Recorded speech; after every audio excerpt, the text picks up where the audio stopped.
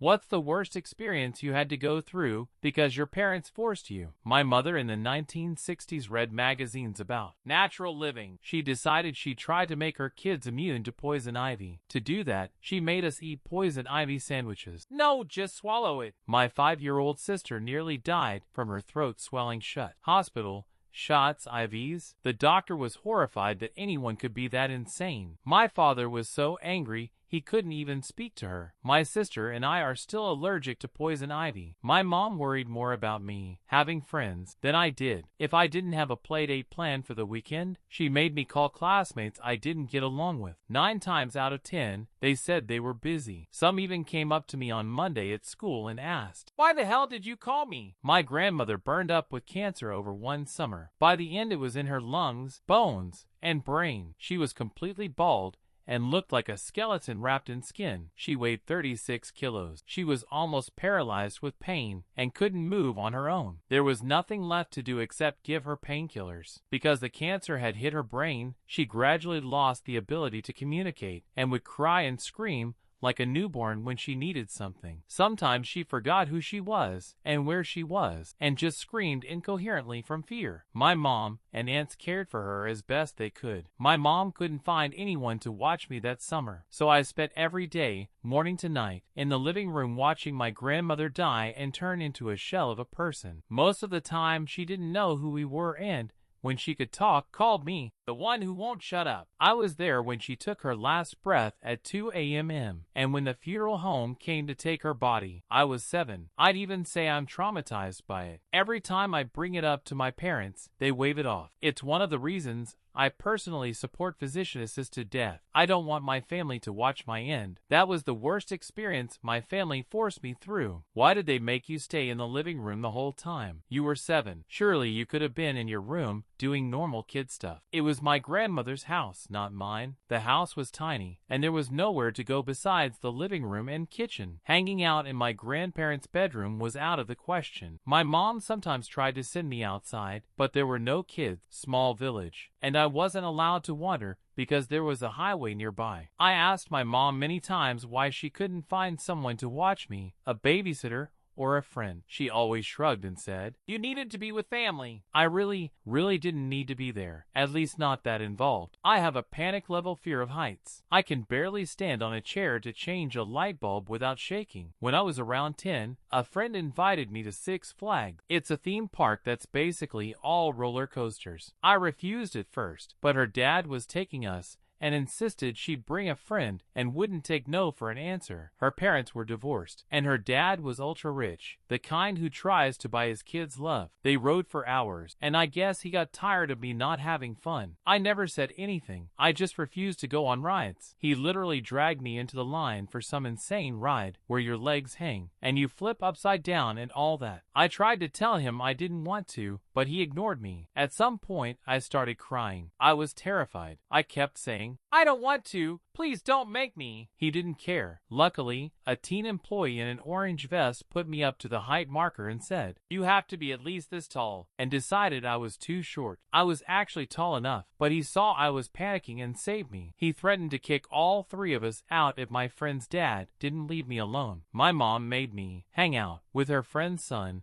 who had very severe autism. She said she'd sit for him while her friend was at work, but in reality, she just dumped him on me. I had to change him and feed him, even though he was extremely picky. I was 10, he was 14. She screamed at me if he made a mess or had a meltdown, as if I could control that. Her friend paid her $250 a week. All I got were headaches and bruises. My mother took out her anger at my father on me by exposing me to all of his allergens after they split up. When I complained about symptoms similar to the ones he was seeing an allergist for, she yelled, "You don't have allergies." I couldn't push back much because she never once took me to a doctor. Eventually, the breakup turned into divorce. I moved in with my dad and finally got medical care. Turns out I really did need prescription meds and allergy shot. Later, in my late teens, my allergies got worse and became life-threatening. Now I have to follow a strict diet for the rest of my life because there are no clinical studies for treating my specific allergy. You can't prove direct causation, but it's known allergies worsen with repeated, uncontrolled exposures. So it's quite possible it got this bad because of my mom. For the record, she used to spike my dad's food with allergens behind his back, and I'm almost sure she did the same to me when I visited after I'd started proper treatment. There's a dark story about why she did that, but the point is she can't be trusted. It's one reason I went no contact. This is awkward to talk about, but I had terrible acne as a kid. It was an early symptom of polycystic ovary syndrome, and my mom took me to a doctor. But first she asked to speak to him alone, and I accidentally overheard her saying she was ashamed to be seen in public with me because of my horrible acne. I was 11 and already dying of embarrassment over how I looked. Hearing that from my mother, who was and still is incredibly beautiful, broke me. She tricked me into going to get meds for acne without even talking to me first, and it turned out she was just embarrassed by me. Yes, I eavesdropped, but it shattered me, especially when you get mocked every day at school and then hear the worst from the one person who should support you. Sadly, my mom and I are no longer close. The acne cleared. I got treatment for pose. Mom didn't seem to care about anything except my appearance. The sad part is I'm now the main breadwinner and have been paying their mortgage for years. Even though we don't talk, I love my parents and want them to be okay. But my mom made my teen years hell, drilling into me that I was disgusting. Later I got prettier, and she even told me so, but it was too late. She should have been there when the kids bullied me, not telling doctors she was disgusted to be seen with me and tricking me into appointments. She could have just said she was worried about my skin and wanted to help. I would have handled that fine. Instead, she hid her revulsion. It was awful. When I was a teenager, my mom thought I'd make a great model because I was tall and skinny. She dragged me to a modeling agency once a week for a whole year. I never earned a cent and went through several miserable, stressful situations where people yelled at me and said I had to get thinner and thinner. I ended up at 50 kilograms at 180 centimeters. I hate my mom for that, and I know it's one reason I developed depression. As a teen, I started realizing it wasn't normal for parents to hit their kids or control every aspect of their lives, and I talked back. My mom made me go to therapy, which was actually meetings with her church friend who lectured me about my rebellious spirit. I later learned that despite promising confidentiality, she met with my mom after sessions and told her everything I said. 20 years later, I'm still dealing with a ton of issues, but I can't bring myself to go to therapy. Ironic, the one thing that could help fix the damage she did is what she made me fear. My dad loves soccer, loves it. He gets up at 7 a.m. to watch teams from his country almost every day in season. He decided his son would play soccer, but I was terrible. I hated it. He gave me extra lessons. He'd played in college, but I was still awful. Everyone knew I was bad. 6 hours a week from 2nd through 7th grade, I was told I was worthless. Eventually, I was old enough to just stop going. Instead of heading to the field after school, I went home. That was a couple of decades ago. Now my parents say, "Yeah, it was hard, but you didn't hate it, right?" The thing is, there were other sports I actually liked. Hockey was too expensive. Taekwondo felt like a waste of time. Baseball had too much hassle. Also, they didn't force my brother or sister to play soccer, so they have no idea what my childhood was like. They had way more free time and got to do what they actually wanted. My mom made me go to prom. I went with a group of friends, but everyone was paired up, so I was basically the fifth wheel. We arrived, everyone scattered, and they ignored me. I texted my mom and asked her to pick me up, but she said I had to stay and have fun, as if being forced to sit at a party for 2 hours is fun. I spent the whole evening alone, completely miserable, until our group decided to leave. My best friend's boyfriend was driving. We walked out of the hall, and I went to grab my coat and purse. I turned around, and they were gone. I called my best friend, and she said, "Wait, you're not in the car with us. I thought you were right behind us." They left without me and didn't even notice. I got home, told my mom,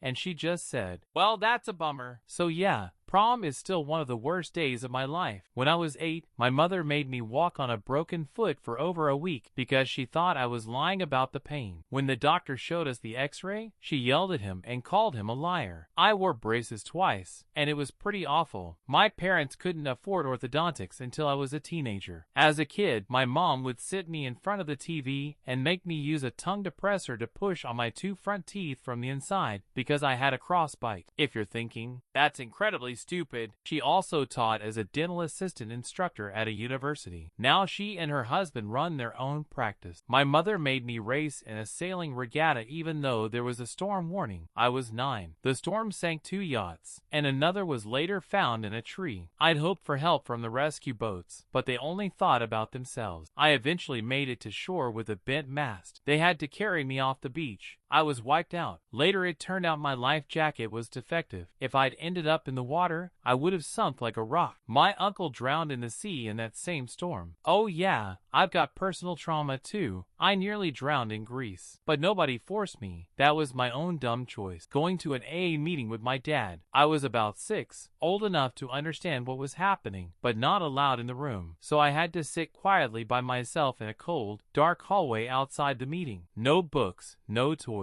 My only entertainment was listening to everything through paper-thin walls. My mother treated me well when I was little, but the older I got, the harsher she became. She definitely has a distorted view of the world, and she's very heavy. I weigh around 111 kilograms. She's about 140, and still eats fast food. No attempt to lose weight. Probably the worst thing I went through was being kicked out in the middle of winter just because I didn't clean my room. She put all my stuff on the steps. Women's shelters wouldn't take me, and there weren't many. I scraped together enough for a few nights in a cheap motel nearby and supermarket food to survive. It was awful. I cried myself to sleep the first night, then slowly found a weird comfort in living alone. It felt like my own tiny apartment, just a bedroom and a bathroom. Then my mom forced me to come back by sending 2 emails about how much she loved me, and I fell for it because I had nowhere else to go and had spent all my money on the motel. I would have been a fat girl on the street. Another time she made me work in brutal cold. Even with layers, a coat, and my body fat, I froze to the bone. She wouldn't let me back in the house even for a short break. Now I'm terrified of the cold and of being left outside. My father forced me to play baseball when I was 8. I think he figured I should, or would want to, because I loved a baseball movie at the time. I was terrified of my dad, so I knew better than to say I didn't want to play. I was the only kid who flinched and jumped out of the way of every pitch when I came up to bat. It was truly sad and pathetic. My dad screamed profanity at me the whole drive home after every game. One day he decided to train me himself to make me stop being afraid of the ball. When I couldn't, he snapped and started throwing baseballs at me. It was awful.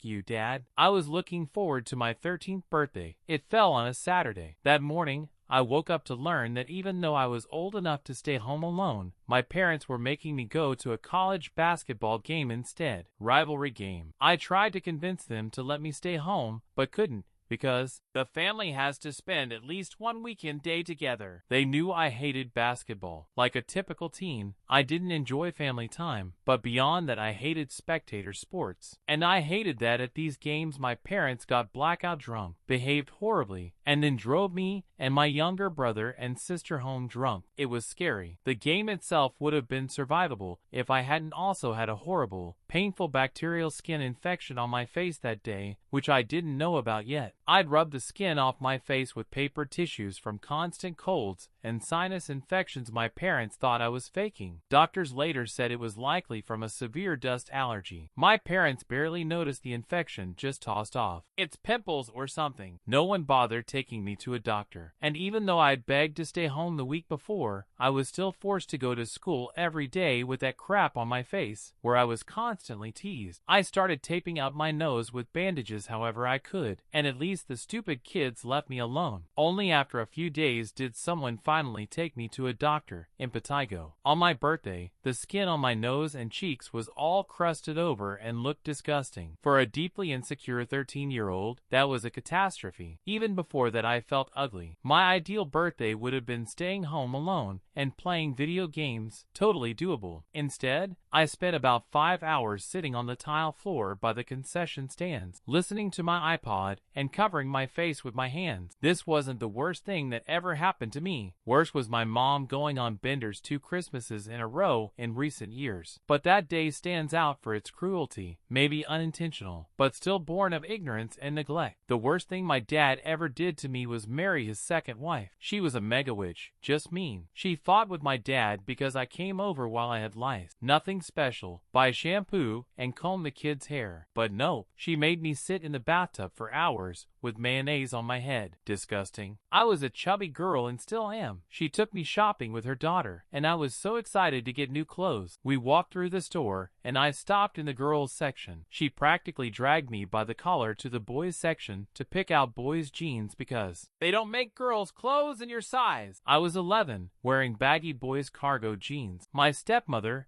and her family basically told me I was a pig. And another thing, they lived on a farm, and one year they had pigs they were raising for slaughter. She took me to see them and said I should feel right at home there. My dad's wife now is much better, and he's apologized for marrying that be asterisk asterisk asterisk asterisk. My mom wanted me to come home from college for a weekend, even though she didn't help with tuition or anything, and offered to pay for the trip. I refused. Then she said my father was dying. He had been sick for a long time and had had several strokes over the years. She said it was time to say goodbye, and I had to come immediately. I came. I walk in. My dad's in the kitchen making dinner. He said he was fine. He hadn't been in on mom's lie. I was in shock. Who lies that your dad is dying? My mother, that's who. She distracted me so I wouldn't talk to him, and announced she'd bought me new clothes and makeup. I had to put it all on because her friends were dropping by. I'd never wanted to wear what she bought, especially the makeup, but she pushed and pushed, making my life unbearable until I gave in just to shut her up. A couple comes in with their son,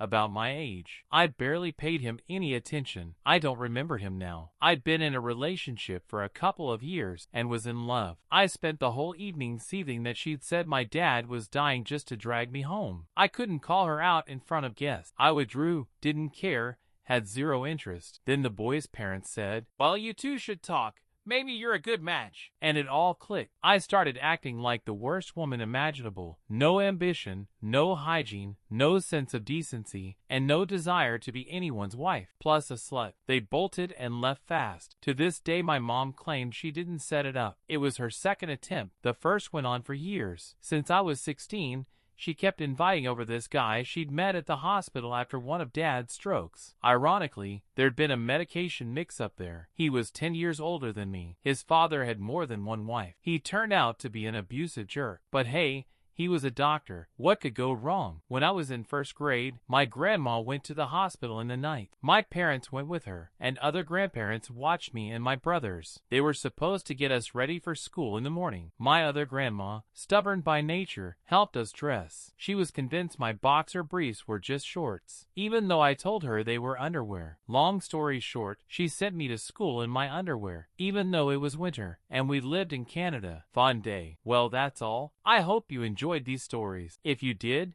make sure to like this video. Also subscribe to our channel and check out our previous videos you'll see right here. Good luck.